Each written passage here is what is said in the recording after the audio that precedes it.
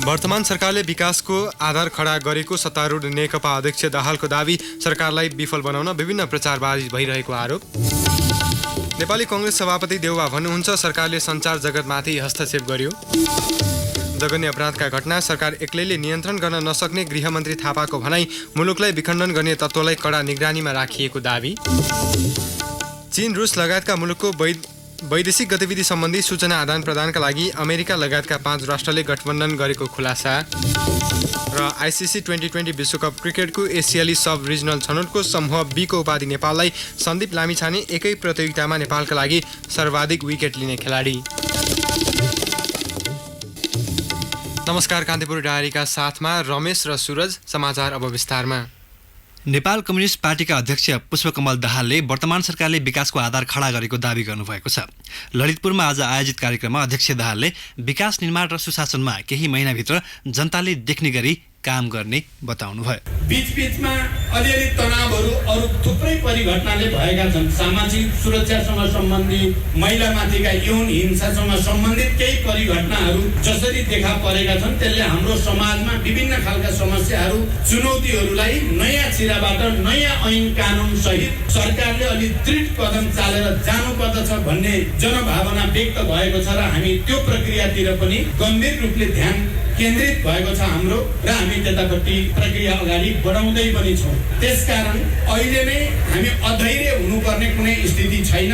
चीजहरू सकारात्मक दिशातिर अगाडि बढिराखेका छन् र हामीले छिटोभन्दा छिटो जनताले महसुस गर्ने गरी सुशासनको अनि भ्रष्टाचार नियन्त्रणको या विकास निर्माणका कामको गति पैदा गर्ने प्रक्रियामा हामी छौँ। पार्टी एकतापछि बनेको बलियो सरकारले जनताको पक्षमा धेरै सकारात्मक काम गरेको अध्यक्ष दाहालको दावी थियो।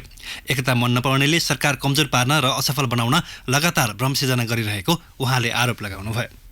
केही राम्रा कामहरू भएका छन्, तर प्रतिक्रियावादीहरू देशभित्रका हुन् या देश बाहिरका, यो कम्युनिस्ट एकता मन परेको छैन उनीहरूलाई। उनीहरूले अनेक कसरत गरेर कम्युनिस्ट एकतालाई तोड्ने उपाय कहीँ भेटिन्छ कि भनेर एक्सरसाइज गरि नै राखेका छन् र अनि सरकारलाई के गरी कमजोर पार्ने, के गरी सरकारलाई असफल पार्ने उपाय केही हुन्छन् कि भनेर उनीहरू लगातार भ्रम सिर्जना गर्ने, प्रचारबाजी गर्ने, कसरत गर्ने, सानो तिल जस्तो चिज पायो भने त्यसलाई ताड बनाएर प्रचार गर्ने यो प्रयास भएको छ।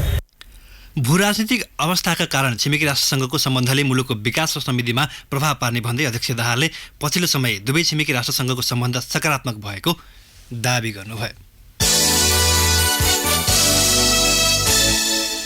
नेपाली कांग्रेसका सभापति शेरबहादुर देउवाले सरकार प्रेस विरोधी भएको आरोप लगाउनु भएको छ। प्रेस युनियन चितवन शाखाको 8औं जिल्ला अधिवेशनको उद्घाटन कार्यक्रममा सभापति देउवाले प्रेस स्वतन्त्रतामाथि सरकारले अंकुश लगाउन खोजेको बताउनुभयो। पूर्व प्रधानमन्त्री समेत रहेका सभापति देउवाले भन्नुभयो सञ्चार जगतमाथि सरकारले हस्तक्षेप गर्ने सम्भावना देखिएको छ। प्रेस फ्रिडममा अंकुश लगाउने कोसिस गरिएको छ। यस्ता षड्यन्त्र विरुद्ध आफ्नो पार्टीले प्रतिकार गर्ने उहाँले बताउनुभयो।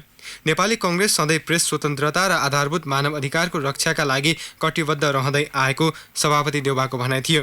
कार्यक्रममा पार्टी महामन्त्री शशाङ्क कोइरालाले पनि सरकारले प्रेस विरुद्ध बाधा व्यवधान खडा गरेको आरोप लगाउनुभयो।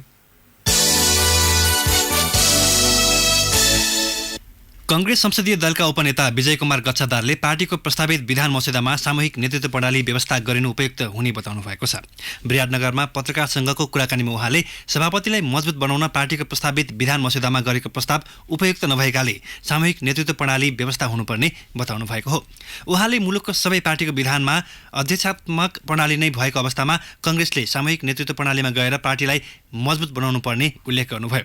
अहिलेको राजनीतिक चुनौतीको सामना गर्दै सक्षम र सबल पार्टीको निर्माणका लागि पनि सामूहिक नेतृत्व प्रणाली आवश्यक रहेको उहाँको भनाइ थियो। सभापतिलाई अधिकार सम्पन्न र जिम्मेवार बनाउनु भन्दा सबैले अधिकार बाँडफाँड गरेर पार्टीलाई मजबुत बनाउनु अहिलेको आवश्यकता रहेको उहाँले उल्लेख गर्नुभयो।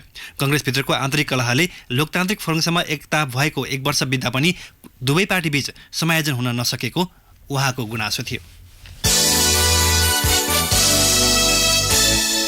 गृहमन्त्री रामबहादुर थापाले महिला बालबालिकामाथि भइरहेका जघन्य अपराधका घटना सरकार एक्लैले नियन्त्रण गर्न नसक्ने बताउनु भएको छ। गृह मन्त्रालयले आयोजना गरेको महिला हिंसा सम्बन्धी अन्तर्क्रिया कार्यक्रममा गृहमन्त्री थापाले हत्या बलात्कार जस्ता घटनालाई नियन्त्रण गर्न जनता र सरकार दुवैको संयुक्त प्रयास अनिवार्य रहेको स्पष्ट पार्नुभयो।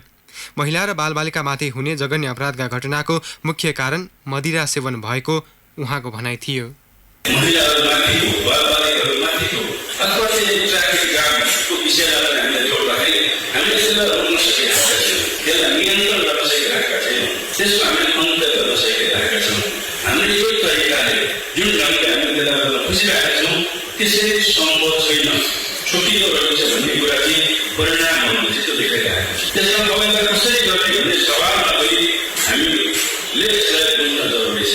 त्यसकारणले हाम्रो प्रस्ताव गृहमन्त्रालयले ल्याएको प्रस्ताव हामीले आन्दोलनको रूप दिएर एउटा अभियानको रूप दिएर यसमा हामीले लाखौँ करोड चाहिँ जनतालाई सहभागी बनाएर एउटा नयाँ मुभमेन्ट समाजवादी आन्दोलन अभियानको रूप दिएर मात्रै हामीले त्यसलाई नियन्त्रण वा निश्चय गर्न सकिन्छ। 70% भन्दा बढी महिला बालबालिकामाथि हुने जघन्य अपराधको कारण मदिरा सेवन भएको गृहको निष्कर्ष रहेको सुनाउँदै मन्त्री थापाले त्यसलाई नियन्त्रण गर्न सरकार र जनता दुवैले सहकार्य गरेर अघि बढ्नुको विकल्प नरहेको दोहोर्याउनु भयो। फरक प्रसङ्गमा गृहमन्त्री थापाले मुलुकलाई विखण्डन गर्न खोज्ने तत्त्वलाई सरकारले कडा निगरानीमा राखेको दावी गर्नुभयो। अझै पनि मुलुकमा सङ्घीय लोकतान्त्रिक गणतन्त्र विरोधी तत्त्वले द्वन्द्व निम्त्याउन खोजिरहेको उल्लेख गर्दै मन्त्री थापाले त्यसलाई निस्तेज पारेर जनतालाई सुखी बनाउने गरी सरकारले समृद्धिको अभियानलाई अघि बढाएको बताउनुभयो। समृद्धिको बाधकको रूपमा रहेका सबै खालका तत्त्वलाई परास्त गर्दै अघि बढ्ने उहाँको भनाइ थियो। राष्ट्रिय गौरवको सिक्टा सिँचाइ आयोजनाको मूल नहरमा देखिएका समस्या सम्बन्धमा छानबिन गर्न गठित समितिले आफ्नो प्रतिवेदन सरकारलाई बुझाएको छ।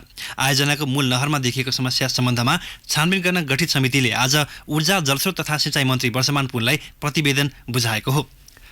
छानबिन समितिले स्थानीय सरकारवालासँग छलफल गरेर माटोको परीक्षण तथा आयोजनाको डिजाइन लगायतको विषयमा विस्तृत अध्ययन गरी प्रतिवेदन ऊर्जा मन्त्री पुनलाई बुझाएको उहाँका प्रेस संयोजक रोशन खड्काले जानकारी दिनुभयो। मन्त्रालयका सहसचिव सुशील चन्द्र तिवारीको संयोजकत्वमा गठित समितिले आयोजनाको ठेक्का प्रक्रियाको समेत अध्ययन गरेको सुझाव सहितको प्रतिवेदन बुझाएको हो। गत साउन 23 गतिको मन्त्री परिषद बैठकले आयोजनाको मूल नहरमा देखिएका समस्याका सम्बन्धमा छानबिन गर्न 5 सदस्यीय समिति गठन गरेको थियो। आगामी आइतबार 2 बजे पत्रकार सम्मेलन गरेर प्रतिवेदन सार्वजनिक गरिने मन्त्री पुनका प्रेस संयोजक खड्काले जानकारी दिनुभयो। संघीय संसदको कृषि सहकारी तथा प्राकृतिक स्रोत समितिले राष्ट्रिय गौरवको सिक्टा सिँचाइ आयोजनाको स्थलगत अध्ययन गरेको छ। आयोजना निर्माणमा भएको ढिलाइसँगै परीक्षण गर्दा पटक पटक भत्किनुको कारणबारे समितिले स्थानीय र प्राविधिकसँग जानकारी लिएको छ। समिति सभापति पूर्णकुमारी सुवेदी नेतृत्वको टोलीले 2 दिन लगाएर निर्माणाधीन आयोजना नहरको स्थलगत निरीक्षण गरेको हो। नहर निर्माणमा देखिएको ढिलासुस्ती र गुणस्तरबारे अध्ययनपछि सरकारलाई प्रतिवेदन बुझाउने समिति सभापति सुवेदीले जानकारी दिनुभयो। निर्माणमा ढिलाइ भएपछि आयोजनाको समयावधि पछाडि ढकेलिँदै गएको छ, जसका कारण आयोजनाको लागत समेत बढेको छ। निर्माण सम्पन्न गर्न सरकारले पछिल्लो पटक आर्थिक वर्ष 76-77 को समय तोकेको छ, तर अझै पनि आधा काम मात्रै सम्पन्न भएको छ। सो आयोजना निर्माण आर्थिक वर्ष 2061-62 मा सुरु भएको थियो। सिक्टा सिँचाइ आयोजनाको शाखा उपशाखा गरी करिब 280 किलोमिटर लामो नहर निर्माण गरी बाँकेमा खेतीयोग्य 80% जमिनमा सिँचाइ सुविधा पुर्याउने लक्ष्य लिएको छ। जनताको पैसाबाट निर्माण भइरहेको सो आयोजना छिटो सम्पन्न गर्न सरकारलाई सुझाव दिने समिति सभापति सुवेदीले बताउनुभयो। कान्तिपुर डायरीमा अब ब्रेकको पालो। अब बाँकी प्रसङ्ग। मालवाहक ट्रक सडकमा पल्टिएपछि अवरुद्ध पूर्व पश्चिम राजमार्ग अन्तर्गत नवलपरासीको दाउन्ने सडक खण्ड एकतर्फी सञ्चालनमा आएको छ। करिब 24 घण्टापछि आज दिउँसो 3 बजेबाट सडक एकतर्फी सञ्चालनमा आएको सहकर्मी नारायण शर्माले जनाएका छन्। दुईतर्फी रूपमै बाटो खुलाउन भोलि दिउँसोसम्म लाग्न सक्ने जिल्ला ट्राफिक प्रहरीले जनाएको छ। हिजो दिउँसो 3 बजे दाउन्नेको घिउखोला र दुम्की बासमा भुस बोकेको ट्रक पल्टिँदा सडक अवरुद्ध भएको थियो। सडकका दुवै सवारी पन्छाएर एकतर्फी सञ्चालनमा ल्याइएको हो। सडक अवरुद्ध हुँदा दशैं मान्न पश्चिम हिँडेका सयौं यात्रु बाटैमा अलपत्र परेका छन्। गाडी चालकले अर्को गाडीलाई उछिन्न खोज्दा पनि जाम खुलाइ सडक पूर्ण रूपमा सञ्चालनमा ल्याउन समस्या भएको ट्राफिक प्रहरीको भनाइ छ। यस्तै भारतबाट मालवाहक सामान बोकेर आएका 7वटा ट्रक बिग्रिएर बीचमै रोकिएका कारण पनि बाटो पूर्ण रूपमा खुलाउन समस्या भएको छ।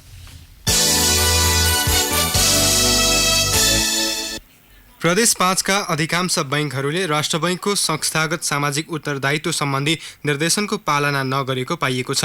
बैंक तथा वित्तीय संस्थाले खुद नाफा गरेको 1% रकम अनिवार्य सामाजिक काममा लगाउनुपर्छ। सामाजिक उत्तरदायित्वका काममा सहयोग जुटाउन भन्दै राष्ट्र बैंकले बाध्यकारी नियम बनाएको छ। तर प्रदेश 5 का अधिकांश बैंकहरूले राष्ट्र बैंकको संस्थागत सामाजिक उत्तरदायित्व सम्बन्धी निर्देशनको पालना गरेका छैनन्। यसले गर्दा लक्षित वर्गले त्यसबाट लाभ लिन पाएका छैनन्। बैंकहरू नागरिकमुखी भन्दा नाफामुखी हुँदा यस्तो भएको केन्द्रीय बैंकको सिद्धार्थनगर शाखा प्रमुख अशोक कुमार पौडेलले बताउनुभयो। उहाँले कतिपय बैंकले तोकिएको रकम समेत खर्च नगरेको बताउनुभयो। खर्च गर्नेले पनि शीर्षक उद्देश्य मिल्ने विषयमा सामाजिक उत्तरदायित्वको रकम नलगाएको उहाँको भनाइ छ। सिन्धुली र नुवाकोटमा भएका छुट्टा छुट्टै दुर्घटनामा 5 जनाको मृत्यु भएको छ। 48 जना घाइते भएका छन्। बीपी राजमार्ग अन्तर्गत सिन्धुलीको सुनकोशी गाउँपालिका 5 रिठी भिरमा बस दुर्घटना हुँदा 3 जनाको मृत्यु भएको छ। दुर्घटनामा सिन्धुपाल्चोकको सुनकोशी गाउँपालिका 8 का 29 वर्षीय रवि भण्डारी, मरिन गाउँपालिका 7 का 27 वर्षीय राजकुमार लामा र सोही स्थानका 23 वर्षीय अमित लामाको मृत्यु भएको प्रहरी उपरीक्षक एसपी रामेश्वर प्रसाद यादवले जानकारी दिनुभयो। भण्डारीको घटनास्थलमै र अन्य 2 को धुलिखेल अस्पतालमा उपचारका क्रममा मृत्यु भएको प्रहरीले जनाएको छ। सिन्धुलीको मरिन गाउँपालिकाबाट काठमाडौँ आउँदै गरेको बासुकी यातायातको बस मोटरसाइकललाई साइड दिने क्रममा अनियन्त्रित भई सुनकोशी नदीमा खसेको घाइते आशिष लामाले बताए। सडकबाट करिब 100 मिटर तल खसेको बस पूर्ण रूपमा क्षति भएको छ। यसैबीच नुवाकोटको दुप्तेश्वर 3 झगडेबाट त्रिशुली आउँदै गरेको बा 1 ख 6356 नम्बरको यात्रुवाहक बस सूर्यगढी 5 मा दुर्घटना हुँदा 2 जनाको मृत्यु भएको छ। 44 जना घाइते भएका छन्। घाइते मध्ये 13 जनालाई उपचारका लागि काठमाडौँ ल्याइएको छ। अन्यको त्रिशुली अस्पतालमा उपचार भइरहेको प्रहरीले जनाएको छ। गैर आवासीय नेपाली सङ्घ एनआरएनएको आयोजनामा काठमाडौँमा आज विज्ञ सम्मेलन सुरु भएको छ। सम्मेलनको प्रधानमन्त्री केपी शर्मा ओलीले उद्घाटन गर्नुभएको छ। 3 दिने विज्ञ सम्मेलनमा नेपालभित्र र बाहिर रहेका करिब 400 विज्ञहरू सहभागी हुँदैछन्। नेपाल सरकारको सहकार्यमा हुने सम्मेलनमा कृषि उत्पादन र ऊर्जामा स्वनिर्भरता, सुरक्षित खाद्य पदार्थ, वातावरणीय प्रदूषण न्यूनीकरण, व्यवस्थित सहरको विकास, पूर्वाधार विकास, जलविद्युत, व्यावसायिक शिक्षा, स्वास्थ्य शिक्षा, सङ्घीयतामा शिक्षाको मोडल लगायतका विषयसँग सम्बन्धित 160 भन्दा बढी कार्यपत्र प्रस्तुत हुने संयोजक हेमराज शर्माले बताउनुभयो। यसैबीच गैर आवासीय नेपाली सङ्घको संरचनामा समय सापेक्ष सुधार गर्न, निर्वाचनलाई व्यवस्थित बनाउन तथा सङ्घको कार्यप्रणालीलाई अझ चुस्त बनाउन आज विधानसभाको आयोजना गरिएको संयोजक शर्माले बताउनुभयो। कान्तिपुर डायरीमा अब 12 डायरीको पालो।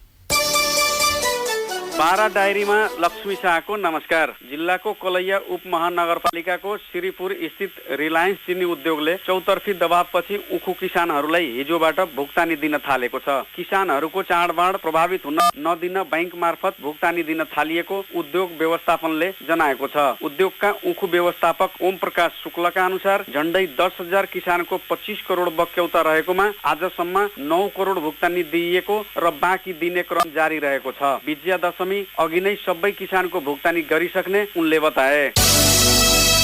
निजगढ नगरपालिकाले कोल्भी नगरपालिका क्षेत्रको सीमा मिचेर बालुवा, ढुङ्गा र गिटी बिक्री ठेका लगाएपछि बढेको विवाद टुङ्गो लागेको छैन। निजगढ नगरपालिकाले 7 करोड 77 लाखमा ठेक्का लगाएपछि विवाद बढेको हो। कोल्भी नगरपालिकाले समेत सोही क्षेत्रलाई समेटेर 7 करोड 91 लाखमा ठेक्का लगाएको छ। दुवै नगरपालिकाले पसहा खोलाको क्षेत्र आफ्नो सिमानाभित्र रहेको दावी गर्दै ठेक्का लगाएपछि दुवैबीच विवाद चुलिएको हो। चाडबाडमा ठगी बढ्न सक्ने भन्दै स्थानीय प्रशासनले बजार अनुगमनसँगै व्यापारी तथा व्यवसायीहरूको कारोबार स्थलमा निरीक्षण गर्ने र छापा मार्ने अभियान चलाएको छ। छापा मार्ने अभियान अन्तर्गत गुणस्तरहीन घिउ उत्पादन गर्दै आएका एक उद्योग सञ्चालकमाथि कारबाही समेत चलाइएको छ। दर्जनभन्दा बढी उद्योगमा छापा मारेको छ। हुलाकी राजमार्ग अन्तर्गत 10 गजा र महेन्द्र राजमार्ग जोड्ने उत्तर दक्षिण मानमत मटियरवा सडक निर्माण प्रभावित भएको छ। शहरी क्षेत्रमा पर्ने 4 किलोमिटरसम्मका जग्गा धनीले मुआवजा रकम बढाउनु पर्ने माग गरेपछि कलैया उपमहानगरपालिकामा सडक निर्माण कार्य प्रभावित भएको हो। 9 वर्ष अघि तोकिएको मुआवजा दरबाट मर्का पर्ने भएकाले पुनः मुआवजा तोक्न सडक सङ्घर्ष समितिले माग गर्दै आएको छ। 26 किलोमिटर लम्बाइ भएको सो सडक 3 वर्षका लागि ठेक्का दिइएको छ। 12 डायरी आजलाई यति नै। लक्ष्मी शाहलाई बिदा दिनुहोस्। नमस्कार। लक्ष्मी शाहको 12 डायरीपछि कान्तिपुर डायरीमा पुनः ब्रेकको पालो। ब्रेकपछि कान्तिपुर डायरीमा अब आर्थिक प्रसङ्ग। नेपाल खाद्य संस्थानले आजदेखि च्याङ्ग्रा र खसी बोक्रा बिक्री सुरु गरेको छ। संस्थानका महाप्रबन्धक योगेन्द्र गौचनका अनुसार थापाथली स्थित गोदामबाट च्याङ्ग्रा प्रति केजी 700 रुपैयाँ र खसी बोका प्रति केजी 500 रुपैयाँमा बिक्री हुन थालेको हो। दशैंका लागि मुस्ताङबाट 1000 च्याङ्ग्रा र मकवानपुरबाट 1000 खसी बोका ल्याउन लागिएकोमा अहिले करिब 900 च्याङ्ग्रा र 300 खसी बोका बिक्री सुरु गरिएको र अरू आउने क्रममा रहेको उहाँले बताउनुभयो। च्याङ्ग्रा र खसी बोका ल्याइएका सम्बन्धित स्थानका जिल्ला खाद्य समितिले स्थानीय बजारको मागका आधारमा मूल्य निर्धारण गरी कृषकलाई खरिद गर्दछन्। दशैंको बेला उपत्यकामा मासुको अत्याधिक माग बढ्ने हुँदा त्यसको आपूर्तिमा सन्तुलन कायम गर्न संस्थानले विभिन्न जिल्लाबाट खसी बोका च्याङ्ग्रा ल्याएर बिक्री गर्दै आएको छ। यस कार्यले बजारमा बिचौलियाको न्यूनीकरण हुने र मूल्यमाथिको एकाधिकार अन्त्य गर्न सहयोग पुग्ने महाप्रबन्धक गौचनले बताउनुभयो।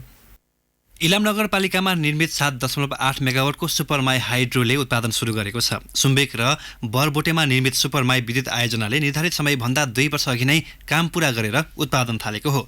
2073 को चैतमा आयोजनाको निर्माण काम थालेको थियो। 1 अर्ब 50 लाख रुपैयाँ लागत अनुमान रहेकोमा काम छिटो सम्पन्न हुँदा करिब 7 करोड रुपैयाँ कम खर्च भएको आयोजनाले जनाएको छ।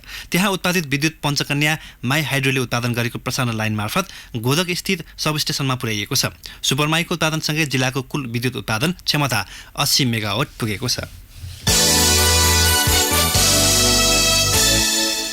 अब अन्तर्राष्ट्रिय प्रसङ्ग। चीन, रुस लगायतका मुलुकको वैदेशिक गतिविधि बारेको गोप्य सूचना आदान प्रदान गर्न अमेरिका लगायतका 5 राष्ट्रका जासुसी संस्थाले गठबन्धन गरेका छन्। अमेरिका, अस्ट्रेलिया, बेलायत, क्यानाडा र न्युजिल्यान्डका जासुसी संस्थाको गठबन्धनले निगरानी समूह गठन गरी यो वर्षको सुरुवातबाट चिनिया र रुस लगायतका मुलुकबारेको सूचना आदान प्रदान गरिरहेको खुलासा भएको हो। सो निगरानी समूहले जर्मनी र जापानबाट पनि मोर्चा समेटेको छ।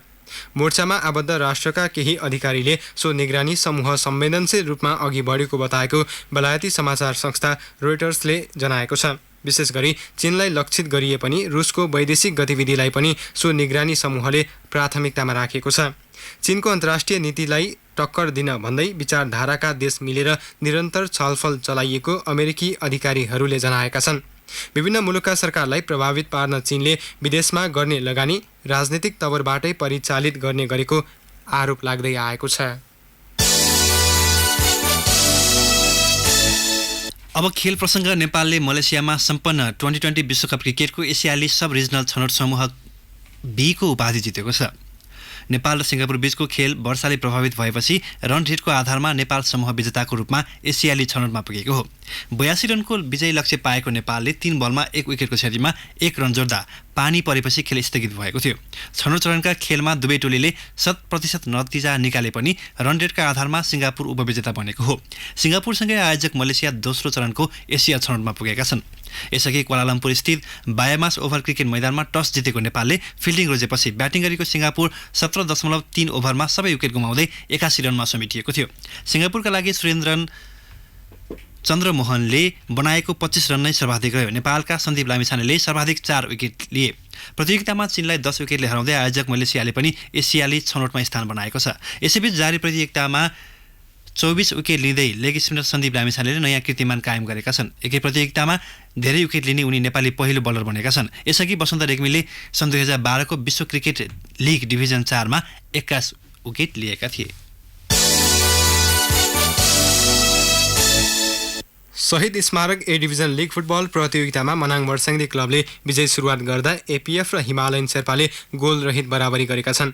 ललितपुरको साधोबाटो स्थित एन्फा कम्प्लेक्सको मैदानमा सम्पन्न पहिलो चरणको अन्तिम खेलमा मनाङले ब्रिगेड बोइज क्लबलाई 3-1 गोल अन्तरले पराजित गर्यो।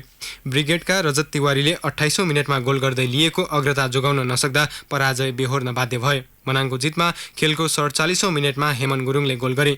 खेलको 57औं र इन्जुरी समयमा विदेशी खेलाडी अफिज ओलावाले गोल गरे। जितसँगै मनाङले 3 अङ्क जोडेको छ। यसअघि आज भएको पहिलो खेलमा सशस्त्र प्रहरीको एपीएफ र हिमालयन शेर्पा क्लबले गोल रहित बराबरी गरेका छन्।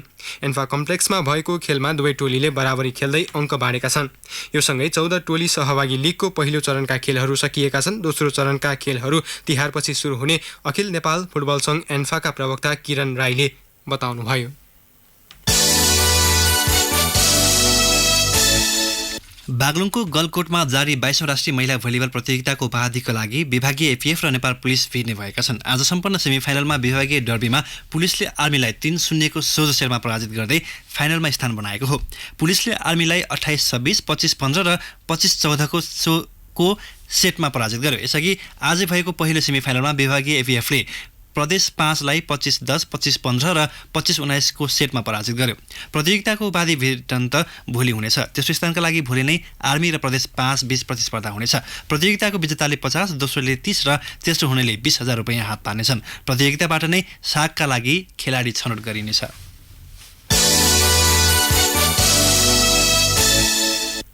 ओलम्पियन शिशिर गुरुङ र उपास्ति महर्जन पोखरामा सम्पन्न 8औं ओपन वाटर पौडी प्रतियोगिताको उपाधि विजेता भएका छन्। फेवातालमा आज भएको प्रतियोगितामा नेपाली सेनाका गुरुङले निर्धारित 2.5 किलोमिटर दूरी 21 मिनेट 32 सेकेन्डमा पार गर्दै 25,000 रुपैयाँ हात पारे। प्रतियोगितामा वेदज्ञ राज जोशी दोस्रो र दीपङ्कर अवाले तेस्रो भए। उनीहरूले क्रमशः 15 र 10,000 रुपैयाँ प्राप्त गरे। महिलातर्फ काठमाडौँकी महर्जनले 22 मिनेट 33 सेकेन्डमा दूरी पार गरिन्। प्रतियोगितामा समीरा शोभा थापाले 23 मिनेट 55 सेकेन्ड र सेब्री महर्जनले 24 मिनेट 5 सेकेन्डमा दूरी पार गर्दै दोस्रो र तेस्रो भए। महिलातर्फका विजेताले क्रमशः 10, 8 र 5,000 रुपैयाँ प्राप्त गरे। पोखराका खेलाडी मध्येबाट धनमान गुरुङ प्रथम, अर्जुन नेपाली दोस्रो र ठाकुर चौधरी तेस्रो भए। उनीहरूले क्रमशः 8, 5 र 3,000 रुपैयाँ प्राप्त गरे। प्रतियोगितामा 5 विदेशी खेलाडी सहित 40 जनाले सहभागिता जनाएका थिए। अवस्था यिनै प्रसङ्गसँगै कान्तिपुर डायरीका आजका सम्पूर्ण बुलेटिन यहीँ सकिन्छन्। भोलि बिहान 6:30 बजे नियमित बुलेटिनका साथमा आउने नै छौँ। तबसम्मका लागि रमेश र सुरज बिदा हुन्छु। नमस्कार, शुभरात्रि।